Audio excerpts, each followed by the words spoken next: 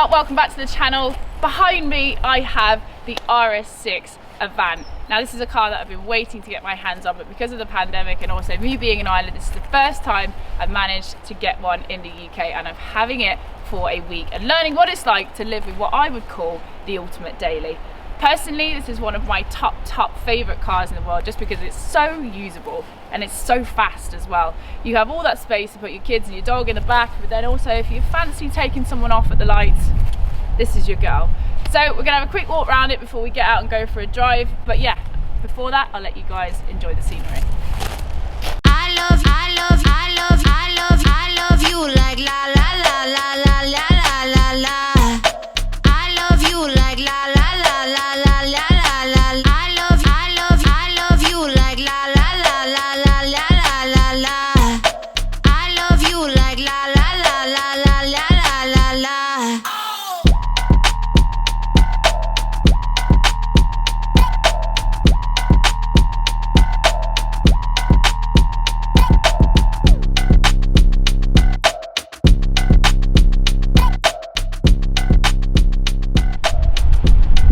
Just having a look at the outside of the RS6. Obviously this one's finished in Navara blue. Absolutely love the colour.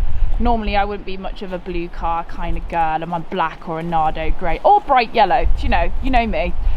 I think the way this thing looks is so aggressive. Oh my god, when you're coming up behind someone in the rear view mirror and they see this huge domed bonnet, really angular sort of intakes here, all blacked out. Obviously this is a four-sprung edition, so it's very much blacked out with the badges and the bits of trim here and there. Love it. Have to do that if you had one.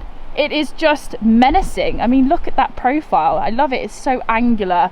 It makes it look really kind of scary. Like I'm trying to think if there was like a modern day Christine car. If any of you don't get that reference, then please unfollow me. No, I'm joking. It's just one of those cars that you feel if it was a dog, it'd be a Rottweiler. Don't know where I'm going with that, but you know what I mean. Huge 22-inch wheels here with 10 piston brakes, 10 pot brakes. I mean, goodness sake. At least you know once you're using that power that you would be able to squeeze it off. I mean, tyres for this thing, it's sitting on Pirelli P0s. I mean, Jesus Christ, 285 30s, 22s. Expensive set of rubber for this thing, but the 22s fill the arches really nicely. I don't think it looks out of place. It just adds to the overall sort of larger than life effect of this vehicle. Love the sills on this thing.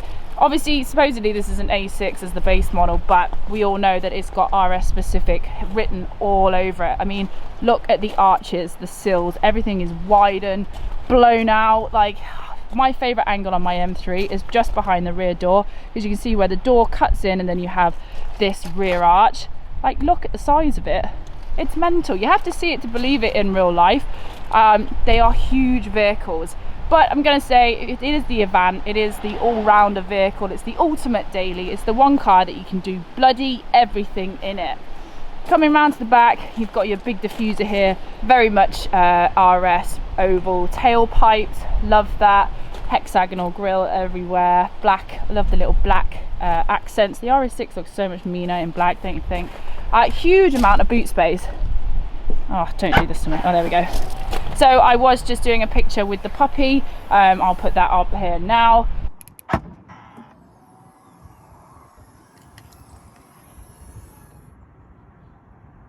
He loves it in the back of this thing. Very handy, especially if you've got a dog, because you've got the net here. You've also got the little pull-out shelf thing. Loads of room, absolutely loads of room. And the dog was happy out in the back here, but he is a pup. Don't know how it'd get on if you've got a bit of a larger dog. Love the fact that it's like electric tailgate, although you always get that one person that goes, oh, can I get it out of your boot, and then just yanks it down. It happens, guys. We all know it does. Yeah, coming around again, I do love this as well. This little line here. Oh my god, I don't even know what it's called. I'm sure it's some sort of like swage line in the roof. Pan roof, love it. It's just beast looking, isn't it? It's fabulous. I don't think there's a bad angle of this car. I've walked around it 3 or 4 times, and every time I go around it I'm like, yeah, it's a good looking machine. Love the privacy glass. So it's not for some people, but you know me, I like my cars a little bit Asbo. Coming inside, oh, that's the other thing, lovely soft touch. Look at that, just pulls it closed. All my cars, the Porsche and the E21, you have to slam it so hard it makes your teeth rattle. So coming back in here, RS seats, super duper comfy. Not as cool as the E63S wagon seats, won't lie, but very, very comfortable. Again, this is a mile muncher. This is a car that you wouldn't mind spending hours on end. I know Joe Achilles went all the way to the Black Forest in it, go all the way to Germany. I would love to do a trip like this in an RS6, or even go to Ireland in one and do the sort of Wild Atlantic way. Perfect car for that.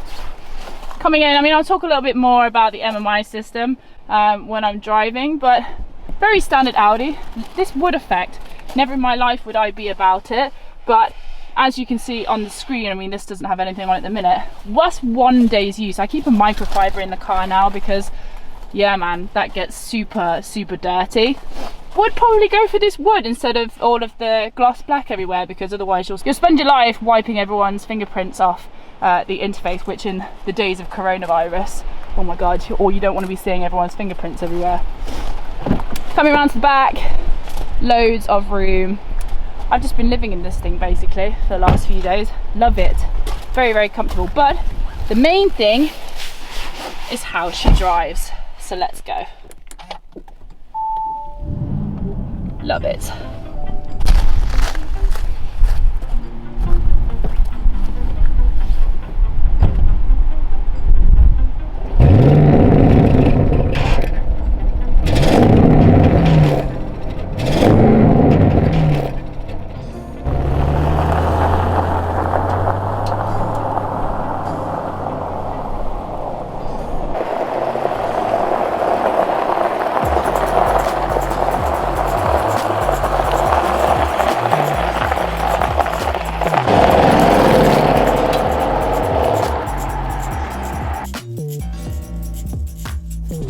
One thing about the RS6, adaptive cruise is your friend. Ever since I moved back up to Warwickshire, I'm out of London now, I have so many roads to go out and drive on. It's a little bit a kid in a candy store, because I've never had this much space to just go out and drive and actually have nice roads that you can enjoy. So when the RS6 was dropped over to the house, I couldn't wait to get out and about in it and start really driving, because I'd seen all the reviews, I've heard everything that all of my friends are saying, this is fantastic.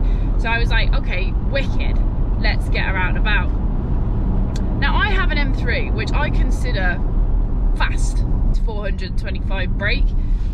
Then I got into this thing. Now this is 600 brake horsepower, 800 newton meters of torque, 8-speed gearbox. This thing, lads, is crazy, and it sneaks up on you. Whereas I find that when I'm in the M3, because it is rear wheel drive, you kind of know when you're starting to push her along a little bit, because, you know, brakes traction, it farts and moves about the road. Whereas this, being with the Quattro system, it is frighteningly quick and so stuck to the road that before you know it, you're flying along and you think you're doing like normal road going speeds, and then you look down and you're like, oh my god, like I'm about to lose my license. And that is exactly what's been happening with this car the week that I've had it so far. It's ridiculous. I've been using adaptive cruise everywhere because around here there's plenty of XC90s and white X5s, unmarked police cars all over the shop. So I have to watch myself.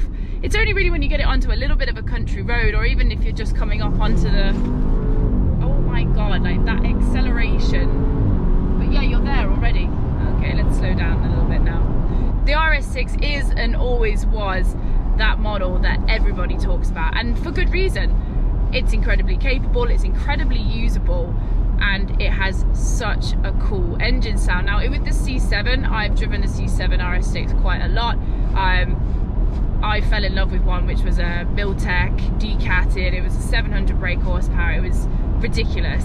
And now jumping into this thing, it's almost perfect out of the box. The one thing that I was expecting it to have a little bit more of was a little bit more of an engine note to it. On start up, cold start, she sounds pretty beefy, but then the only other time where you can really start to enjoy the engine note is when you're doing silly speeds and it's right up the top of the rev range, and that's when she really starts to sing. So you've kind of got a choice. You've either got first thing in the morning and piss your neighbours off, or you've got top of the rev range and you're about to spend a night in jail. And kind of no in between, really. Now I can't really complain, because if it was completely perfect, if it was completely perfect, out of the box, then there would be no reason to have any aftermarket exhaust systems and things like that. So it keeps the aftermarket market alive. Does that make sense? It can really take on anything in its stride. You could pull up alongside most things on the road and blow them away, but at the same time it's so inviting and warm and comfortable in here that I would drive this daily, no problem whatsoever. Now let's talk about the price. Now this is a Vorsprung edition, the one that I've got here, so it's got a few little lovely trim level bits and bobs. Ultimately, this is £112,000 rolling on the road. That is a lot of money. If I had 112 grand, there are so many things that I could get for that amount.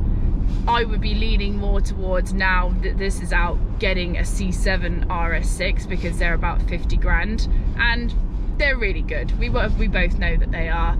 It's obviously got its updated looks and updated technology within it. And boy, is this car packed full of technology. There are so many things going on. I'm looking at the dashboard, I'm looking at this screen set up here with all of your temperature controls and your environment down there, and then obviously the Mmi system there. Not gonna lie guys, do love a little ergonomic button or a twisty knob to change my modes on things. I've driven the E63S wagon and it has that lovely little knob on the steering wheel, which means you can change it between, you know, your comfort, your efficient, whatever the names of their modes are. I mean, in this you've got comfort, dynamic, efficiency. You do have the RS mode button here on the steering wheel, so you can flick. I listen to the note change, love that. You can flick really easily between that, but I do find when you're sort of down here looking at all your drive select button here, you're looking there and you're not looking at the road. Maybe that's me, and maybe it's time, you need more time to get to know where all the buttons and things are. But for me, there was just too much going on down there. The Mmi system, you've got Apple CarPlay. Stick your phone in, forget about it. You've got your Waze, your Spotify, and if you need to make any calls, it's all there for you. That would be my only real criticism of this car in here after living with it. Is I just found it a bit too busy with everything there, but again, this is really minor. These days with new cars, it is so hard to critique them because they've spent so much time refining all the things that people have kind of nitpicked at over the years. So that I think is definitely more of a personal thing to me than an overall critique of it. And I would say with the screens, I got a microfiber here with me because you're gonna need it. After spending one journey in the car, the whole interface kind of looks like a toddler's tea party. There's just fingerprints all over the place. Like this has the gloss black sort of trim level in here with the wood. You can actually go for the full piano black. Is it piano black or gloss black? I don't know. You can go for all of this whole area that's wood here in the gloss black. I wouldn't be able to live with it. It would be so dirty within a few days that I just couldn't deal with it. I get funny about it as it is. As I said, I'm keeping a microfiber in the car to make sure that this stays all clean. But again, horses for courses. It's a minor thing. One thing I will say about these cars is they're becoming so clever that they're warning you of things that are happening before I guess yourself even realizes. But in this car parked on the wind mirrors here, it has a sensor for what's sort of coming up or near you. So if there's a car to your left or your right, it will sense it and sort of flash. I have anxiety, right? And I'll be driving down the road at night time, and obviously you'll be driving past something. You'll have seen it, but as you drive past it, the car likes to gently remind you that there is a car to your left and flash these amber lights just in the corner of your eye. I've had about 3 heart attacks because I'm like, oh my God, is that the police? And then I'm like, oh, okay, that's fine. Or you think like, is it closer than it appears? And I just have like a semi-heart attack. But again, that could just be me.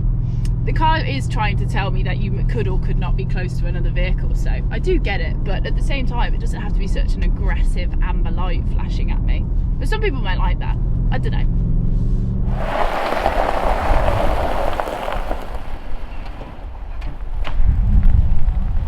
Yes, I know my mobile phone's in the car.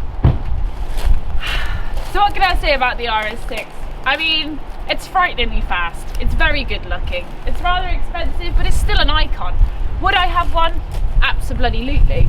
To be honest, it's one of my favourite modern cars that I've driven to date. Okay, it's a tiny bit soulless and it semi-drives itself for you, but I think it's just one of those cars that in our lifetime of car ownership, I think you should have one in whatever iteration you fancy.